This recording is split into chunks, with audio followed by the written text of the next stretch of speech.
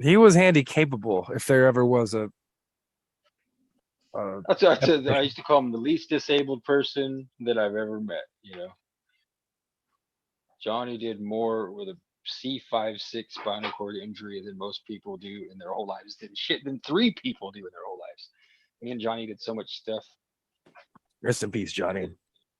Hallelujah. I used to sit in the dark while he was driving the van, towing the trailer. Be late at night, giving him mints and water because he had cotton mouth disease. It's actually blue. And I'd sit there and roll joints in the dark, and we'd spark a joint. Okay, can you hear me? Yeah, we can hear you. Hello. How are you doing? I'm doing so good despite current conditions. What are you doing? You working on stuff? Yeah, I'm like working on so much stuff. I'm like formulating and inventing. Sweet. Like my ancestral line. So I'm working on a specific reformulation of the black salve for breast lumps. But I don't really want to talk about that if that's okay, because it's like my freaking life. I would love to tap your brains. Absolutely. Because I got this book this week. I fucked it up a bit in the mail. So I had to put this can you see that? It's like I have to get this screen off. But it's like glitter. Yeah, because I fucked up the spine when I cut it out. So I had to put the glitter on the spine. But the book is called, see if I can get it to focus. Hang on, it's not going to focus. Hang on. It's green screening. I will find it. Yeah, process.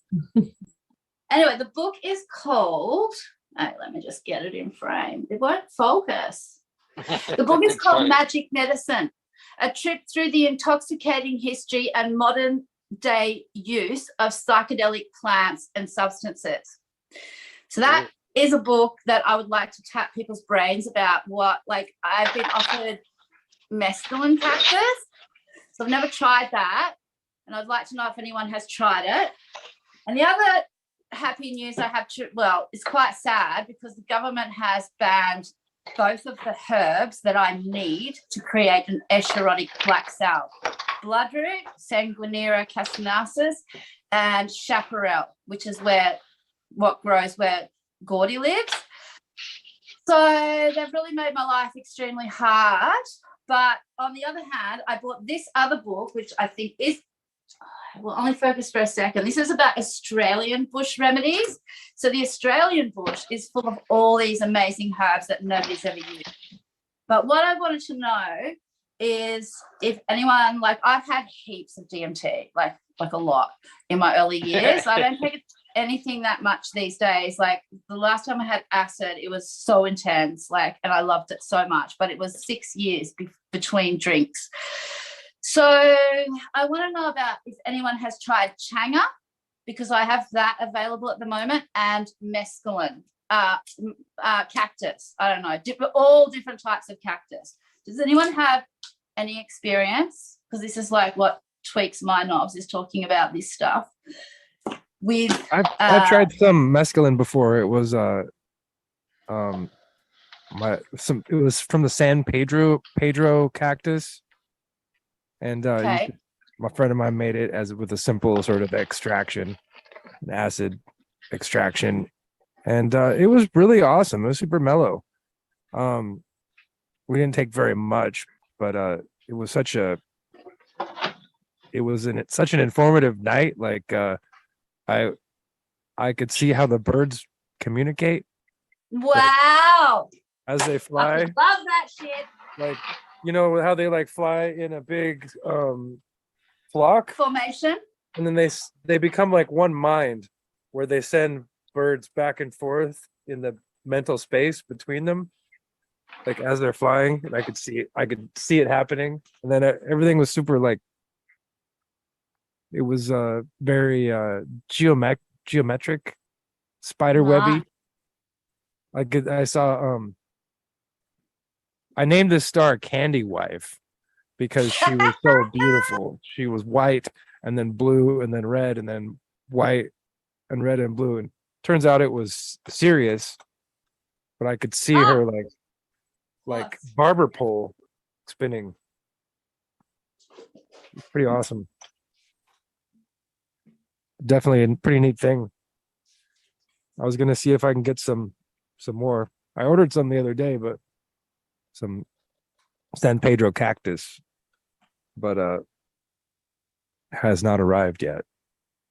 I would need to do an extraction, so it's pretty easy. Okay, though. so you told me that when you took, was it salvia, that the goddess kicked your ass?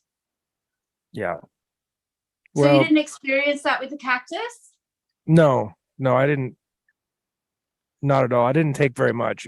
It was my friend made it, and he was kind of scared about it, so he You he would should be scared. You only fucking dole should out be like scared. very Yeah. small doses. He didn't. He was kind of stingy with it, so Well, there's no courage without fear. yeah, it was very cool. It was definitely worthwhile.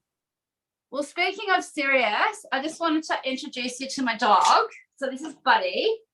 So like he's 13. Hey, Buddy boy. Buddy. He turns 13 on the 19th of the 9th. So his birthday is 19th of the 9th, 2009.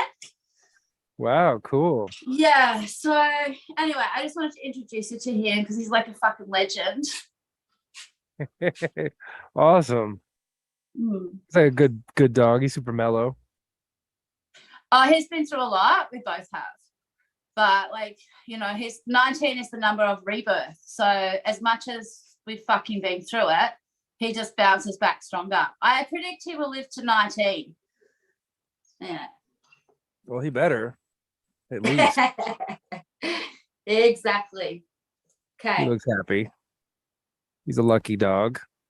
Gets lots of love. Well, he's lucky, but he's been through a lot. Like most people haven't been through the fucking life I've had. So, you know, he didn't get groomed. He's born in the year of the ox. So the highest percentage of gay people are born in the year of the ox. And they're very like, even the like straight ones, they really like to dress nice, and they like to look nice and smell nice and feel good. They like everything clean. Oxes are the people I would employ in my business. They will come in and they will do your dishes. Like they will insist. You'll be like, no, you don't need to do them. And they'll be like, get out of the fucking way, I'll do your dishes. So they're good workers, but there's a lot of gay people in the ox years. I've dated 2 women that were born in the ox year. So he went through a lot. We couldn't get a groomer down here. We've had the tiger year has been dramatic. We've had so many moves. We moved to North Queensland, central Queensland, in the hottest part of the summer in January. So it was like 36 fucking degrees, which is in our Australian Celsius. And then in the middle of winter, we moved to the coldest part of Australia, Melbourne. So it's been a lot, but yeah, we just keep bouncing back. Like if you don't kill us, be very fucking careful. Make sure you try and fucking do a good job, because we will come back and we will be so much stronger. That's awesome. So 36 Celsius is 96.8 degrees Fahrenheit. Yeah, it's fucking hot, dude. Yeah, I was the hottest I've ever been. And then I've never been that far north, and I've never been that far cold. And that's all within this tiger year, which is all about dramatic changes. Next year is the year of the rabbit, which I'm pretty sure SB is a rabbit. I know Benjamin Balderson is a rabbit. I'm a rabbit. Rabbit is about domesticity, peace, art, music, bliss, happiness, no drama. Art. No drama, all about art. How what's the cycle? How many years till the animals come around again? The Chinese. Okay, it's 12-year cycle, and it's measured by frequencies of the sun, but they also have like a different elements. So the 1975 rabbit that Benjamin Balderson, I'm pretty sure SB is, and myself are, and Lockie, are like a Buddha rabbit that only comes around, you can't find this on the internet, but it only comes around every few thousand, 12,000, 10,000, 5,000, whatever years, is this golden Buddha rabbit. So we're actually we're here for a mission. We're here to lead, really, into an age of halcyon bliss, into an age of eloquent enlightenment. Nice. Yeah. I think we're all ready for that. Thanks for talking to me today. Thank you for talking to me today. Yeah. I needed someone to talk to. Well, anytime. Thank you for coming. Wow. I love my spiders. Everyone knows that. And I love their spiders. Well, you're a spider too. Yeah. I'm a daddy long legs. Which is not actually a spider. It's not. What is it? No, look it up. Oh, let me check that out, actually. It piques my interest.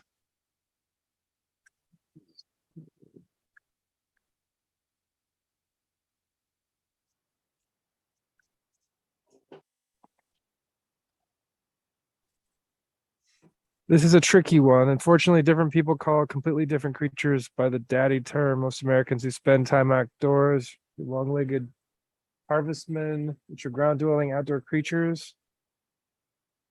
Says a daddy long legs is a spider is a myth. Huh. So what is it? Okay.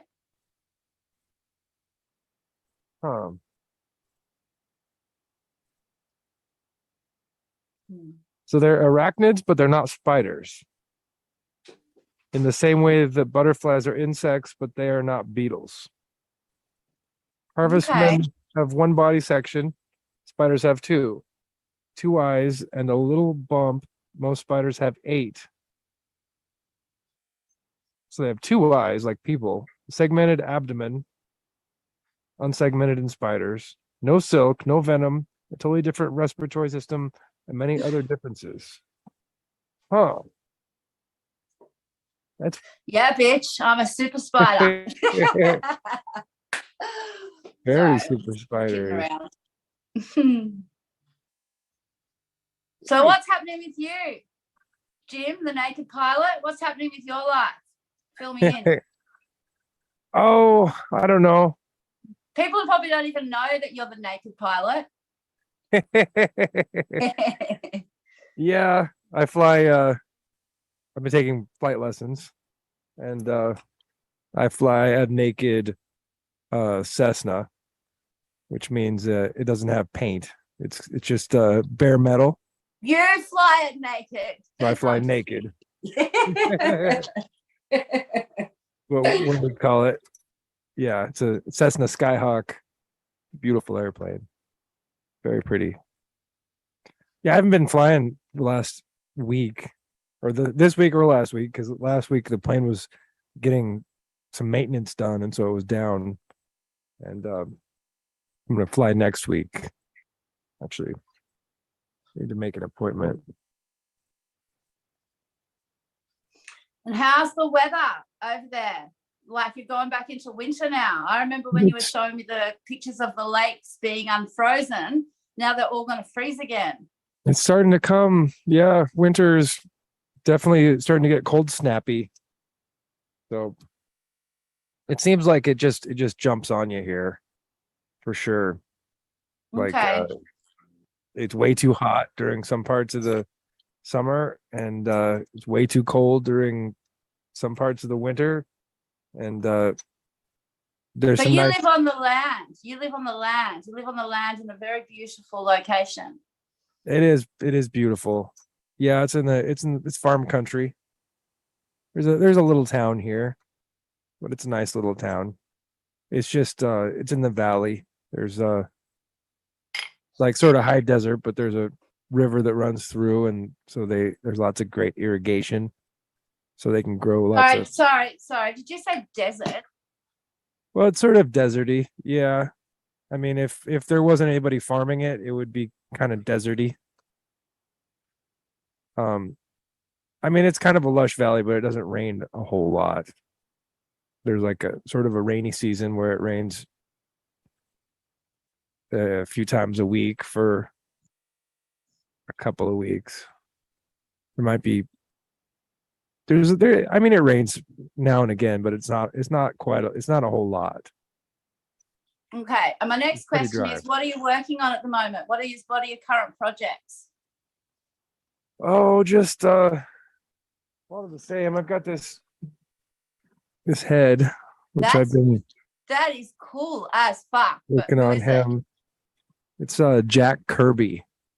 He's the inventor of the Stanley steamer. I don't know what that is. It's like a vacuum cleaner.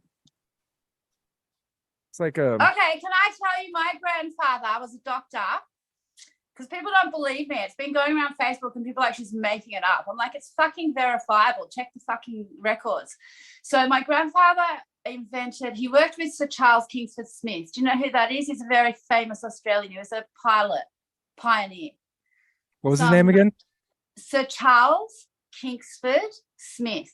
Very famous Australian. Okay. So he worked with him on developing this air mattress that glided through the sea. So basically you could surf the waves with the greatest of ease, was the promotion. And so they worked on this surfer mat. He was a doctor, but he fell out with the medical establishment, like me, and ended up doing his education in Scotland later on in life. He was a bachelor and everyone thought like he's just going to be nothing, like they thought about me. And then he got serious about life. And he was a doctor, but he really didn't ascribe to antibiotics or the general allopathic system. But his main passion was an inventor. So he spent 10 years, literally 10 years, cutting up rubber and inventing this. It's like anyone could put like a blow up mattress in the surf, but it's not going to cut through. It's not going to glide. It's not going to be aerodynamic. That's why he worked with Sir Charles Kingsford Smith to make this design as aerodynamic as he could. And they basically rented them out to the tourists in the 60s off Bondi Beach. And then at night, they would party the fuck up because it was prohibition. So they'd spend all the money they made from the tourists having a big fucking gambling, prohibition, drugs, alcohol. Contortionists even tried to lay a claim to the patent.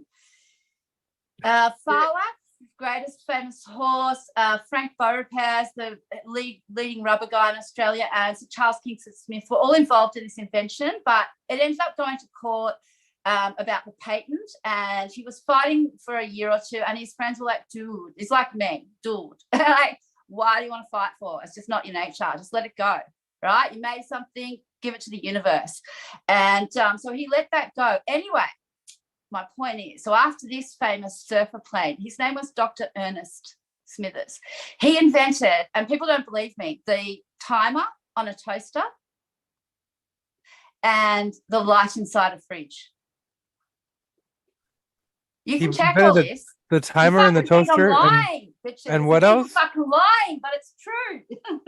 Well, that's a pretty important invention.